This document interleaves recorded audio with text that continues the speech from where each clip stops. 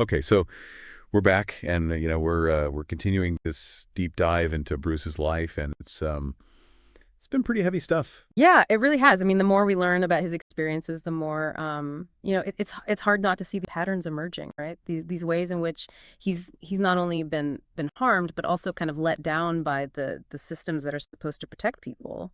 Exactly, and I think it's that element of betrayal almost that really hits hard. We've talked about the toxic shame, how it's taken root, and it's clear that that's been fueled by feelings of abandonment and these false narratives that have been allowed to kind of fester and grow.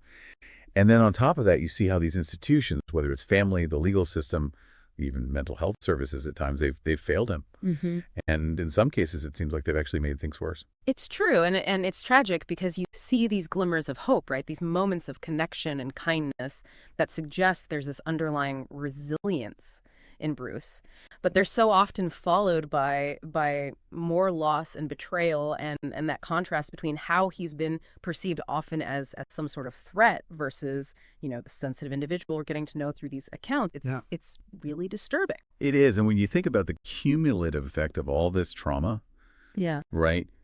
Each new injustice just kind of piling on top of existing wounds. Mhm. It's heartbreaking. And as we get into this specific episode, this moment in his story, it's important to remember what he's just been through. He's survived this violent assault, and he's hit with false accusations, this incredibly coercive interrogation, and ultimately he ends up being confined.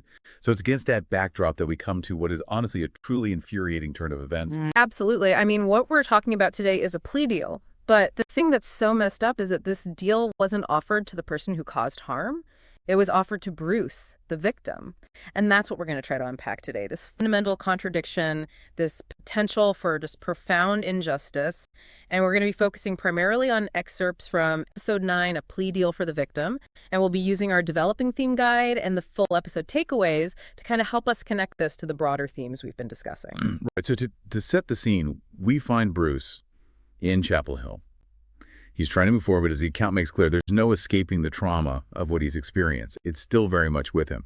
And the upcoming trial is described as this executioner's shadow looming over him. It just conveys this constant fear and uncertainty living with. It does, and you can sense how desperately he's seeking some kind of stability. He's started therapy, which we know is going to be a long and difficult process, and he's finding refuge in the UNC campus libraries. These spaces where he can kind of lose himself in the anonymity of the computers, just get a little bit of respite from the immense weight he's carrying. And what makes it even more difficult is that throughout all of this, his lawyer isn't communicating with him about the case. There's no discussion of potential legal strategies or possible outcomes. Bruce says he never even had a conversation about what might happen if he were convicted. He's essentially walking into this completely blindsided and unprepared, which just adds to his vulnerability and fear. Right, and then you layer on top of all of this the fact that he's living in a homeless shelter. I mean, the contrast between his previous life, his career, his relationships, his sense of security, and his current reality must have been just devastating. It really underscores how much these false accusations have completely upended his life. Absolutely. So we get to July 2006. And Bruce receives this totally unexpected phone call from his lawyer. And the tone is just urgent and demanding. Come to court now. No explanation, no context, just this abrupt directive. And it really highlights the power imbalance in this situation and lack of consideration for what Bruce might be going through. Yeah, and Bruce's reaction is instant. It's visceral. His heart's racing. He's scrambling to get to Durham, taking buses, walking as fast as he can, almost running. He describes the physical strain, but it's almost secondary to the panic he's feeling.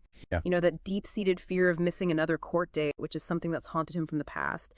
It creates this almost unbearable pressure. He arrives at the courthouse totally exhausted, sweating, struggling to breathe, just filled with dread. Yeah. And instead of being met privately, in a space where he might have a moment to collect himself, his lawyer's waiting for him right there in the hallway. And standing next to him is the prosecutor. It's described as an ambush, and that's exactly what it feels like. There's no chance for Bruce to prepare himself mentally. He's immediately confronted with this bombshell.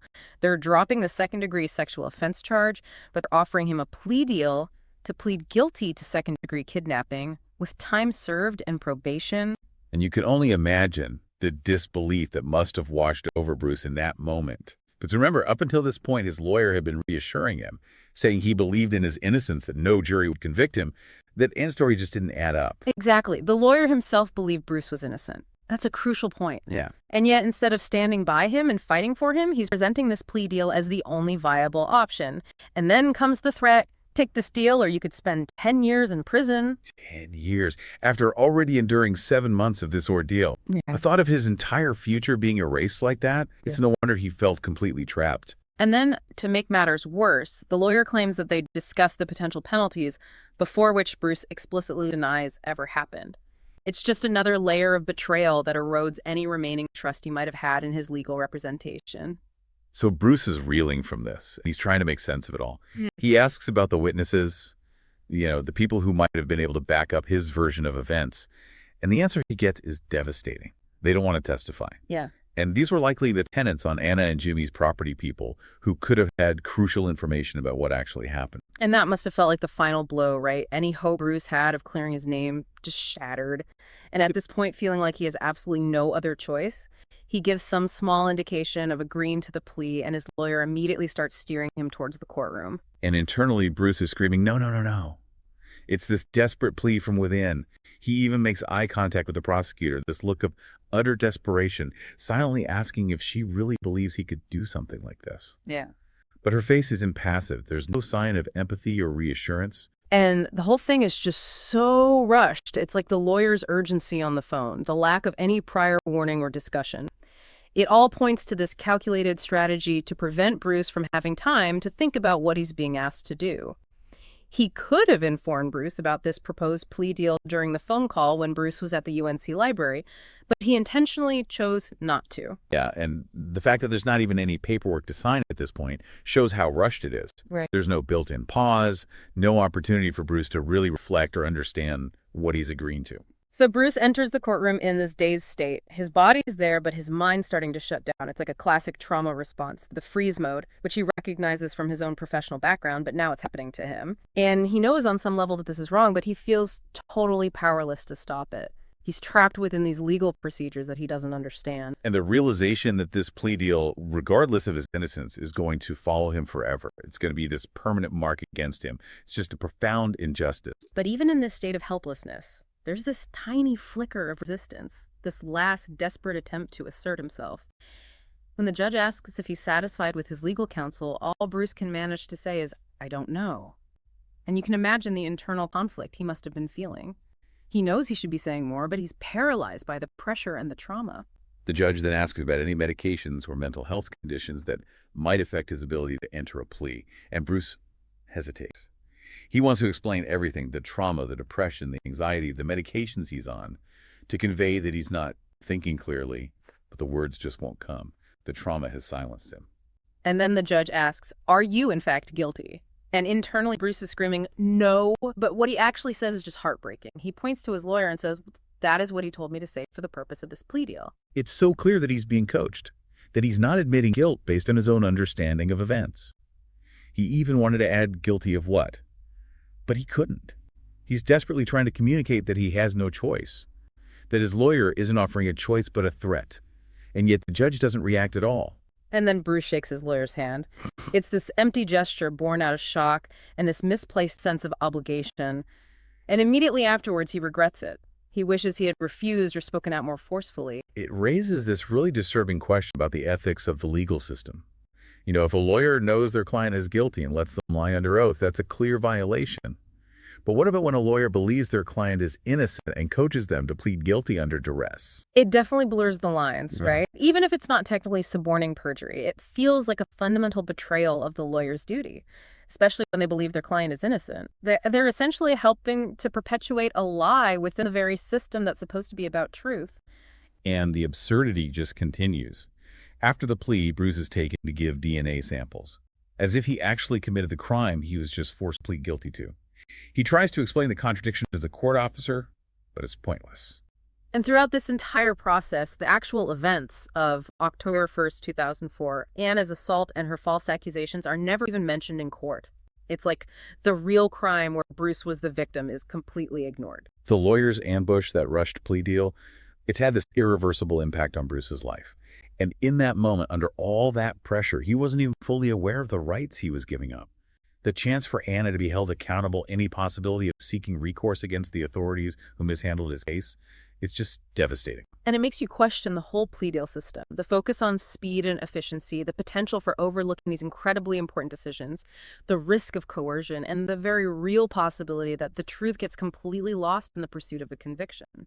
It's mind-boggling that someone can be pressured into a guilty plea in a matter of minutes. It really is. It's like a nightmare. Bruce is left feeling utterly helpless and betrayed by the person who is supposed to be his advocate. How can such a blatant injustice happen so quickly and with such apparent indifference? It's a haunting question, and at the heart of it all is this deep sense of betrayal that Bruce experienced at the hands of his own lawyer. The person who should have been fighting for him became the instrument of this forced plea despite believing in his innocence. It's tragic. And it underscores those recurring themes we've been seeing. The failure of the systems that should have protected him, the devastating impact of false accusations on his freedom, his future, his sense of self. It's all connected. And it leaves us with this really profound question to grapple with. What happens when a victim is pressured into pleading guilty to something they didn't do? It silences the truth and allows the real perpetrator to potentially escape justice. What does that say about our concept of justice and who it actually serves? It's something we need to think about seriously, both in terms of the impact on individuals like Bruce and the integrity of our legal system as a whole. Yeah, it's heavy stuff. And we're going to keep digging into this in our next deep dive. Yeah, there's a lot more to unpack here.